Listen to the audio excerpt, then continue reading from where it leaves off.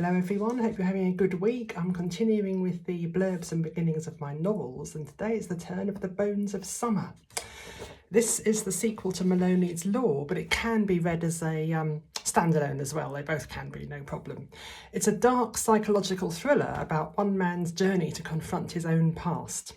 It was awarded 3rd place in the Rainbow Mystery Fiction Awards in 2009, so that was nice. Here's the blurb.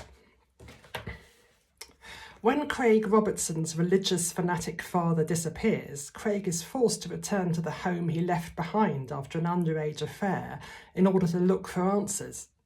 He takes with him his new lover, private investigator Paul Maloney, who is more than willing to help solve the mystery. During his initial search, Craig locates items that belong to Michael, his lover in that long ago ill-fated affair, and soon discovers that Michael has disappeared as well.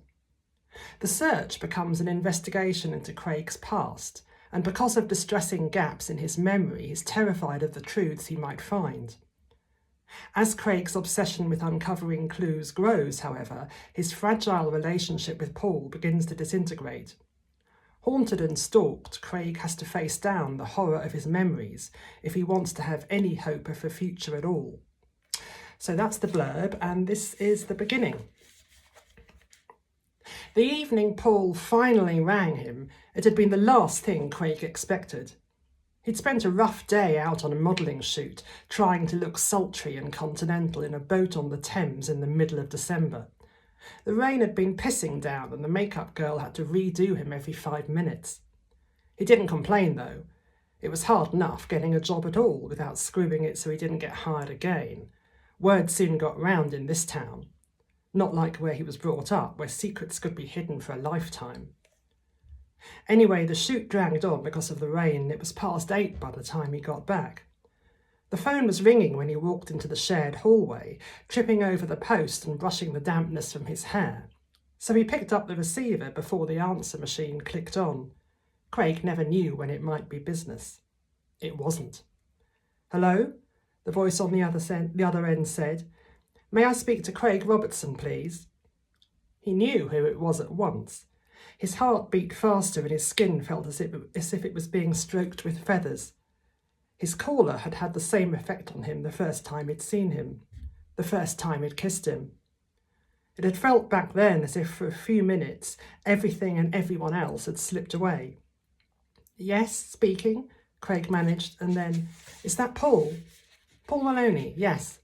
"Hi," he said, turning to the wall, though there was no one else around to hear. He couldn't stop smiling either. "Hi."